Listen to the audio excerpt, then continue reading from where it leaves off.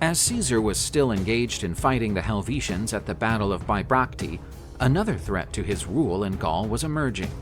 This menace was posed by the Suebi, a Germanic group that had recently crossed the River Rhine and was in search of a new home in Gaul. These undaunted warriors looked set to confront the Roman legions, giving Julius Caesar another chance to test his skills as a commander. Ariovistus, leader of the Suebi, entered Gaul with his tribe for the first time in 63 BC, as hired mercenaries in a war against the Aedui, who were Roman allies.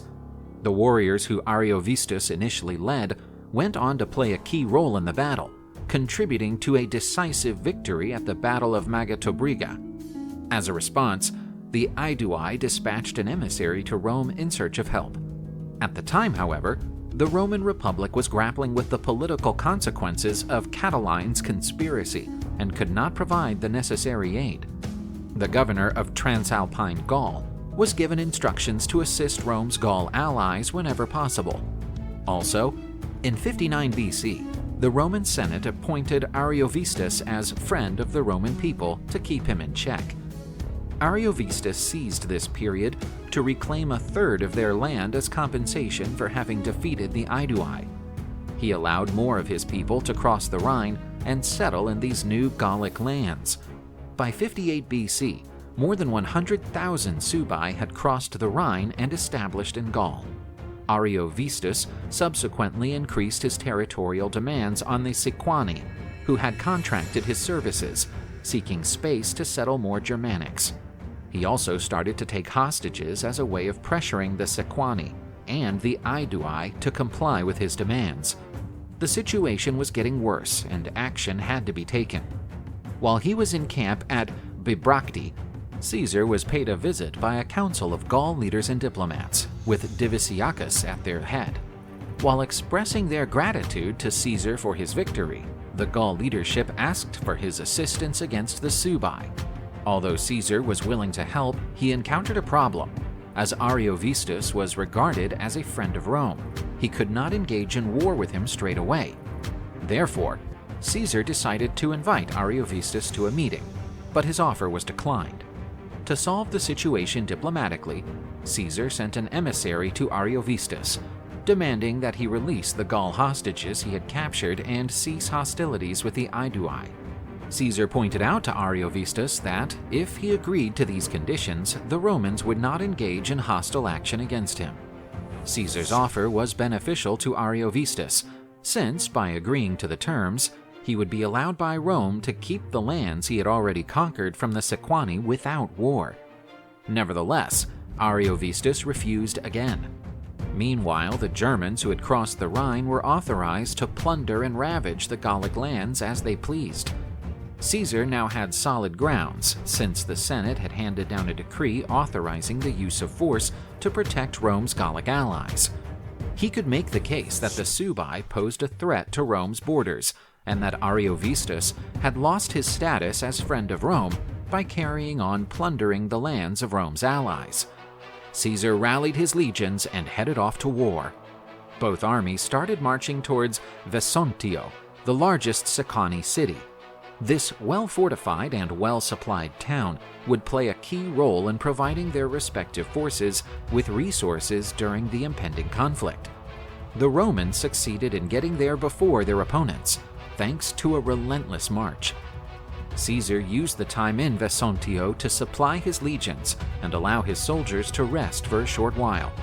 As rumors of the Germans' supposed numerical superiority began to spread among the legionaries, the troops' morale wavered, and some began to doubt whether it was worth engaging in battle. Caesar's decisiveness was key to restoring order among his troops. He stated that, even if no other legion would follow him, he would face Ariovistus with his trusted 10th Legion. These words inspired fanatical allegiance in the 10th Legion, and the fear of being labeled cowards prompted the other legions to gear up and prepare to march against the Suebi. Ariovistus proposed a meeting with Caesar and asked that only a few knights from each side take part in it, which would be held in Vosges, in what is now Alsace. Caesar accepted the proposal, but the meeting did not lead to an agreement. with both generals restating their positions and keeping up the tension between their forces. Ariovistus, conscious of the political situation in Rome, said that many Romans would be grateful if he killed Caesar, putting an end to any chance of negotiation. There were no more negotiation attempts after that statement. A few days later, Ariovistus offered another meeting, but Caesar became suspicious of a setup, so he sent messengers in his place. Ariovistus captured these messengers and contemplated executing them. Instead, he decided to go into battle, leading an army of around 30,000 to 40,000 men, made up of cavalry, light infantry, and heavy infantry. Ariovistus stunned Caesar by deploying his troops behind the Romans and laying down an entrenchment that cut off their supply lines. Caesar tried to instigate a battle for 5 days, but Ariovistus refrained from direct confrontation and focused only on disrupting Roman supplies. The Suebi employed a unique tactic, mixing infantrymen with horsemen to inflict damage on the Romans. In view of this situation, Caesar positioned his legions in 3 lines to prepare for decisive action. Caesar made a strategic move by stationing his 3rd Legion line behind the Suebi, starting to build a second camp. In turn, Ariovistus dispatched his light infantry and cavalry to continue pressuring the Romans, but avoided gathering all his forces, for fear of being easily defeated. When Caesar's second camp was concluded, he left 2 legions and part of his auxiliaries to defend it, while the other 4 legions returned to the main camp. Ariovistus's remaining army began to attack Caesar's legions in a ferocious battle.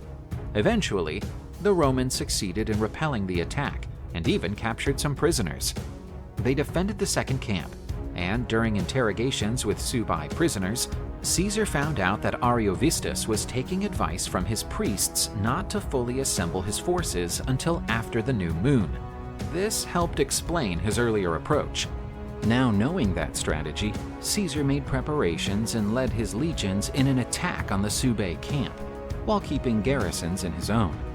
The Suebi replied to the attack, and both sides entered into hand-to-hand combat.